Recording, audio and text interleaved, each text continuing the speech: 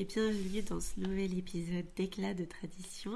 Donc aujourd'hui, on va parler de quelque chose de gourmand et qui, je pense, mettra tout le monde d'accord, sauf les personnes au régime. Les desserts qui sont faciles et rapides à préparer pour régaler toute la famille. Alors, je rappelle, petite annonce avant de commencer l'épisode. Ce n'est pas la première fois, mais c'est le deuxième épisode, je crois, que nous enregistrons et que nous rediffuserons ensuite. Voilà, donc si vous êtes coupé en plein milieu de votre épisode pour je ne sais quelle raison, cette fois vous pourrez le réécouter. Voilà. Alors, que vous soyez donc un chef confirmé ou totalement débutant en pâtisserie, ce qui va compter, c'est d'apporter de la douceur à la fin d'un repas ou plus généralement pour le goûter, donc sans passer des heures en cuisine. Je sais qu'on est toutes et tous, messieurs, très débordés. Donc dans cet épisode, je vais essayer de vous donner des idées de recettes qui vont être, bon, j'espère, savoureuses, en tout cas rapides, et surtout assez simples à préparer avec des ingrédients qu'on a généralement assez souvent sous la main. Donc de quoi faire plaisir aux petits et aux grands sans trop de préparation, je l'espère. Alors je les ai classés en plusieurs catégories, et nous allons entrer dans la première, ce sont les desserts sans cuisson. Donc là, ils sont relativement faciles et rapides. Alors, la première recette que j'aimerais partager avec vous, c'est celle du tiramisu express aux fruits rouges. Donc, je vais vous donner dès à présent les ingrédients. Je vous laisse le temps de prendre votre petit papier ou votre petit téléphone. Je ne sais pas comment vous prenez vos notes. Alors, voilà. Donc, les ingrédients que je vais vous donner. Donc, le premier ingrédient, c'est des biscuits. Donc, type boudoir ou biscuits à la cuillère. Alors, personnellement, je l'ai fait avant, mais je l'ai fait la veille. Comme ça, je suis tranquille et je sais que je pourrais faire mon petit tiramisu le lendemain. Voilà.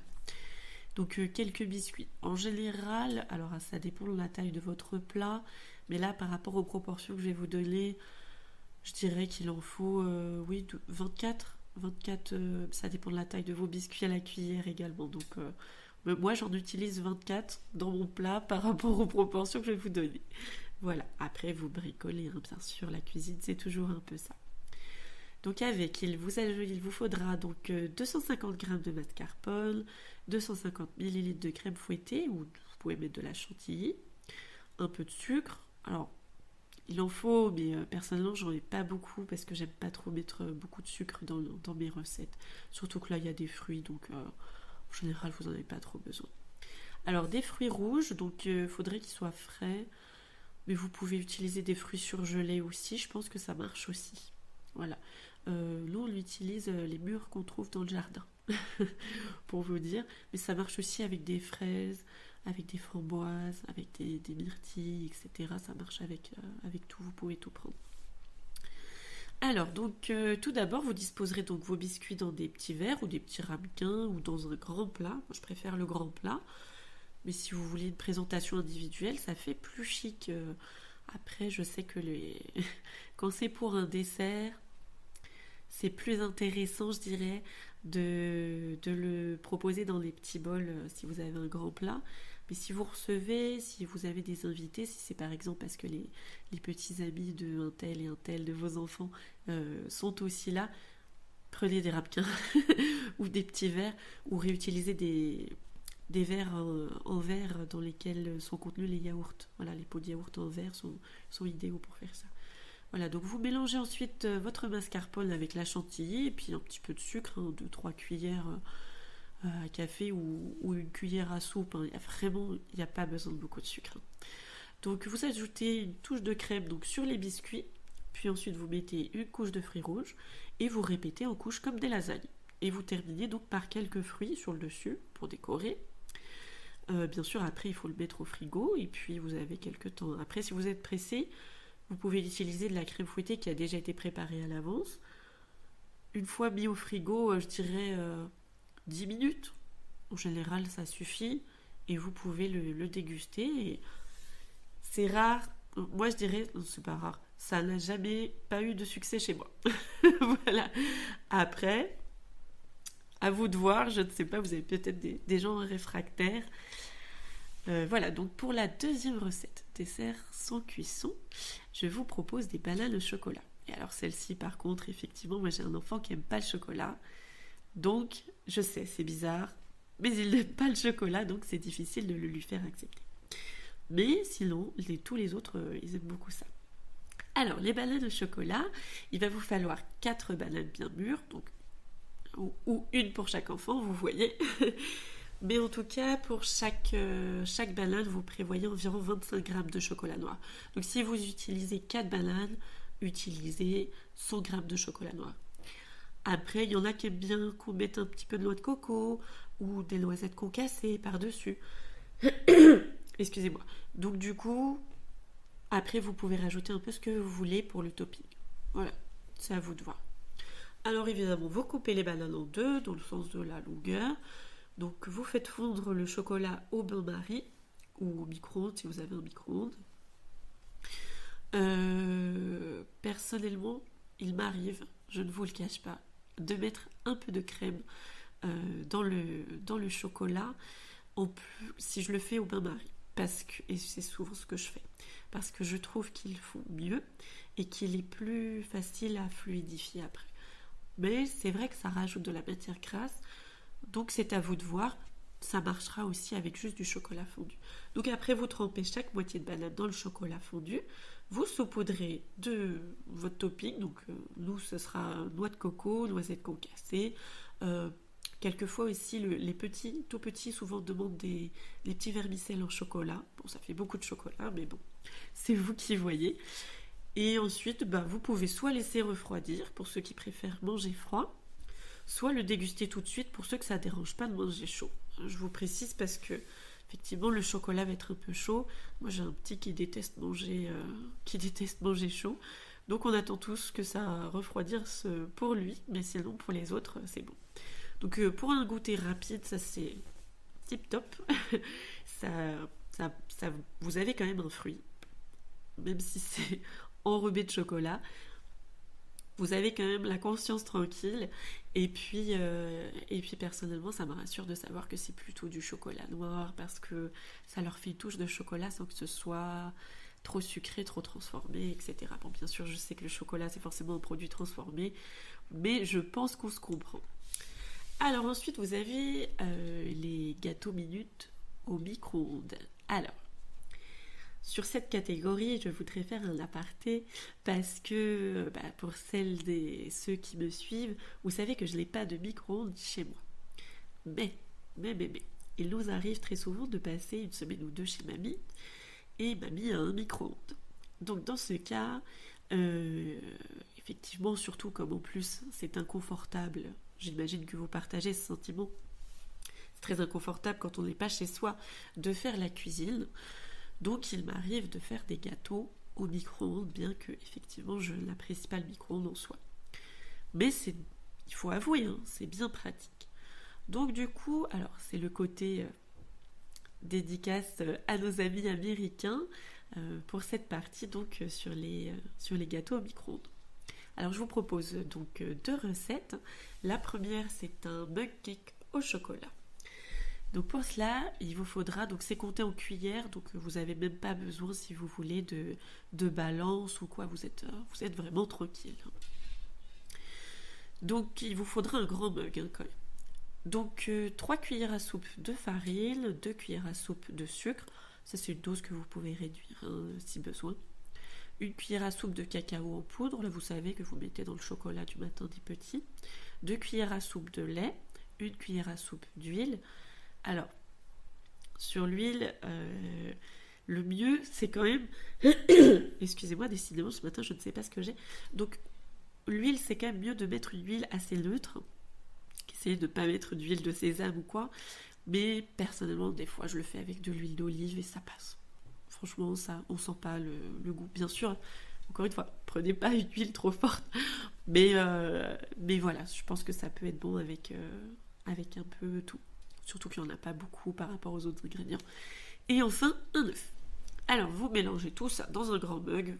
Pas la peine de vous embêter, vous touillez. Les petits, ils adorent faire ça aussi, donc vous pouvez les faire participer. Et ensuite, vous le mettez au micro-ondes pendant environ 1 minute 30, à peu près. Après, ça dépend évidemment de la puissance de votre micro-ondes, etc. Mais 1 minute 30 environ. Vous laissez refroidir parce que ça va être bouillant, sinon ça va être horrible. Et ensuite, vous dégustez, vous lui donnez une cuillère et puis il peut le manger directement dans le mug. C'est vraiment en un clin d'œil, c'est fait et vous êtes tranquille, vous avez rien à faire. Alors, comme vous l'avez compris maintenant, vous savez que j'ai un enfant qui n'aime pas le chocolat et donc pour lui, je fais plutôt qui n'aime pas le chocolat en trop grande dose parce que vous allez voir. Donc c'est un mug cake, encore une fois, mais celui-ci est à la vanille et aux pépites de chocolat. Alors moi je lui mets évidemment, vous allez comprendre, du chocolat blanc, qui n'est pas vraiment du chocolat, mais je lui mets du chocolat blanc. Donc, mais vous pouvez mettre des pépites de chocolat à ce que vous voulez, hein, vraiment. Donc les ingrédients restent sur la même chose, hein. Dans votre grand mug, vous mettez 3 cuillères à soupe de farine, 2 cuillères à soupe de sucre ou moins. Hein. Je sais qu'il y en a qui font attention au sucre, et vous faites bien, et je partage votre opinion, donc n'hésitez pas à mettre un peu moins de sucre. C'est pas essentiel d'en mettre autant.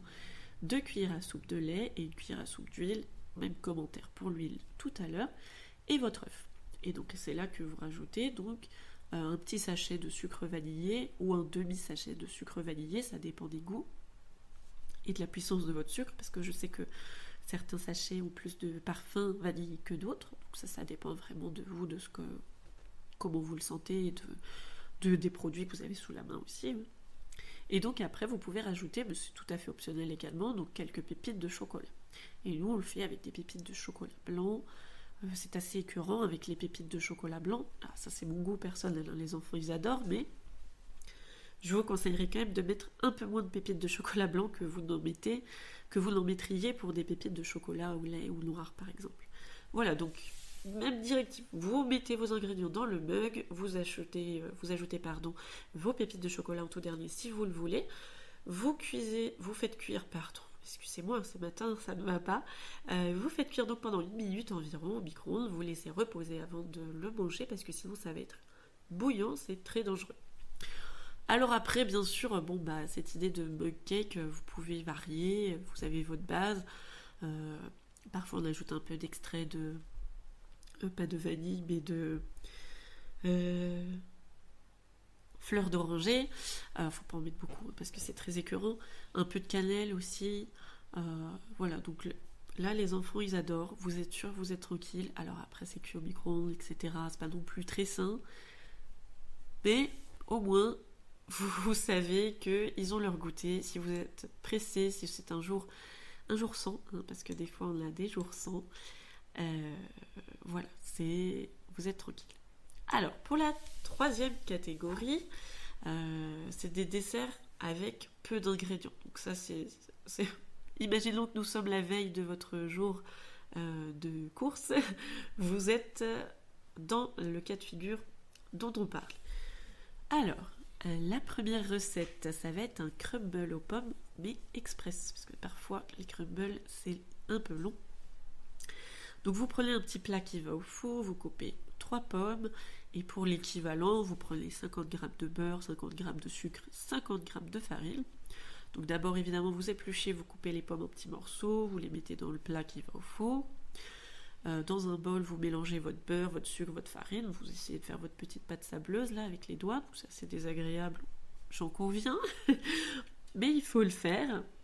Et ensuite, évidemment, je vous apprends pas, vous saupoudrez la pâte sur les pommes et vous faites cuire au four. Et alors là, l'intérêt, c'est que ça fait que 15 minutes à 180. Vous êtes tranquille, ils ont des fruits. Bon, ils ont un peu de sucre aussi, mais ils ont des fruits, c'est le plus important. Et donc ce crumble, moi je le trouve rapide, je le trouve aussi délicieux. Pensez à préchauffer votre four pendant que vous le préparez.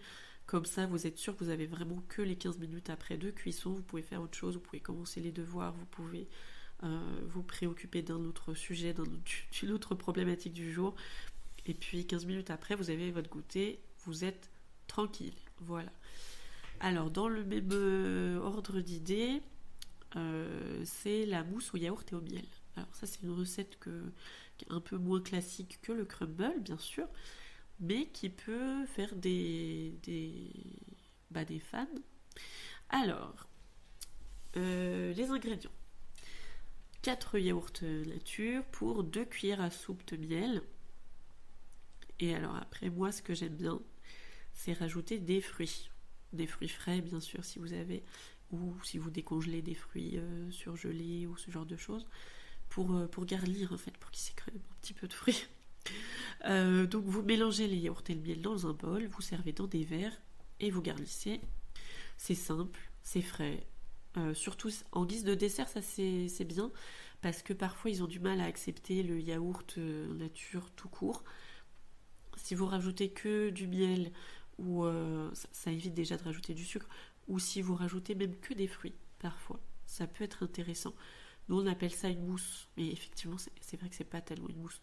Mais nous, on appelle ça une mousse et ça fait l'affaire. C'est plutôt apprécié. Voilà. Alors, pour notre dernière catégorie de recettes, c'est des recettes de desserts qu'on peut préparer en famille. Et alors ça, c'est bien parce que vous pouvez les mettre à contribution. Donc, on a bien sûr les cookies. Donc ça, c'est une recette de cookies, mais qui est simplissime. Donc là... En plus, même à se rappeler, vous verrez. Donc là, je vous donne les ingrédients rapidement. 100 g de beurre que vous laissez, soit que vous sortez le matin pour plus tard, soit que vous faites fondre s'il est carrément liquide parce que vous n'avez pas le temps et que vous l'avez juste balancé dans une casserole et qu'après vous le mettez dans la recette, ça ira aussi. Ça ira aussi, franchement. Donc 100 g de beurre mou, 100 g de sucre, un œuf, 150 g de farine. Et alors, votre topping, donc chez nous c'est des pépites de chocolat, donc soit chocolat blanc, soit chocolat au lait. Parfois on rajoute des noisettes dans la version chocolat au lait. Parfois on rajoute des fruits secs comme des cranberries par exemple dans la version chocolat blanc. Mais voilà, mais après vous pouvez mettre vraiment ce que vous voulez. Alors donc on mélange le beurre, le sucre, on ajoute l'œuf, puis la farine, puis enfin en dernier les pépites de chocolat. Là l'ordre est un petit peu important quand même, parce que sinon ça va vous faire un truc un peu bizarre. Donc d'abord le sucre et le beurre, puis ensuite l'œuf, puis ensuite la farine, puis ensuite votre topping. Donc chez nous c'est pépites de chocolat. Alors vous formez des petites boules de pâte et vous les placez sur votre plaque de cuisson. C'est peut-être parfois les enfants aiment bien les aplatir un petit peu, mais bon après c'est pas obligatoire, ils vont s'étaler de toute façon. Donc, et vous faites cuire 10 minutes à 180 degrés, four préchauffé bien sûr. Donc là les enfants ils adorent participer à la préparation et effectivement il y a un petit peu de pépites qui risquent de partir pendant la préparation. Méfiez-vous. Voilà, et pour notre dernière recette, le classico-classique gâteau au yaourt. Donc je vous rappelle les ingrédients, un pot de yaourt qui va vous servir de mesure, donc nettoyez-le bien ensuite. Donc pour un pot de yaourt, vous mettez ensuite 2 pots de sucre, 3 pots de farine, donc ça c'est plutôt facile à se rappeler, un demi-pot d'huile ou moins. Si vous avez un plat en silicone par exemple, pour le démouler après, c'est pas besoin d'utiliser autant d'huile. 3 œufs et un sachet de levure chimique, t'entends. Voilà, vous mélangez tous vos ingrédients dans un bol, vous versez dans un moule et vous faites cuire. Alors là par contre c'est 25 minutes à 180. Voilà, mais vous le faites peut-être après le repas, avant l'heure de la sieste, comme ça les occupe. Et puis après vous avez votre petit gâteau, vous êtes tranquille, qui sera prêt pour le goûter après. Voilà, donc ça c'est parfait pour une activité en famille, parce que les enfants ils adorent s'occuper des mesures, ils adorent mélanger, ils adorent tripatouiller. Alors évidemment si c'est dit tout petit, il va y en avoir partout. Mais franchement pour le gâteau yaourt justement c'est pas très grave. S'il y a 2-3 ingrédients qui sont éparpillés, ça vous fait du rangement, ça vous fait du ménage, c'est vrai. Mais est-ce que ça vaut pas le coup? Parce que vous avez votre goûter, vous n'avez pas besoin d'être toute seule en cuisine. Et en plus, vous avez, je dirais, animé vos enfants, vous les avez un peu occupés, ils sont contents. Donc je trouve que ça vaut le coup. Donc voilà, nous sommes arrivés à la fin. J'espère que ces idées de recettes de desserts faciles et rapides donc, vous ont donné envie de passer un petit moment gourmand en famille, sans passer trop de temps en cuisine, justement, parce qu'on a beaucoup d'autres choses à faire. Donc que vous soyez pressé ou que vous ayez envie d'un dessert fait maison super rapide, il y a toujours une recette pour satisfaire les envies sucrées de toute la famille, même les plus réfractaires. Donc n'oubliez pas, la cuisine, ça doit rester un moment de partage, ça doit rester un moment de plaisir. Invitez les enfants à venir mettre la main à la pâte. Invitez, pourquoi pas, j'imagine plutôt le week-end, mais pourquoi pas inviter également votre mari et puis on cuisine tous ensemble, ça peut être intéressant. S'il n'est pas contre le fait de rentrer dans la cuisine, bien sûr. Alors je vous remercie d'avoir écouté cet épisode d'Éclat de tradition. J'espère que vous essayerez certaines de ces recettes et puis surtout que vos proches les apprécieront. Et n'hésitez pas à nous transmettre, à nous tous, vos recettes en commentaire quand vous voulez faire des petites recettes rapides et faciles. Voilà. Alors à très bientôt pour un prochain épisode, plein d'astuces et de traditions pour embellir votre quotidien. Et puis à très bientôt. Et puis qu'est-ce que j'allais dire ? Plein de bonheur à tous, tout simplement. Voilà, et une belle journée. Au revoir.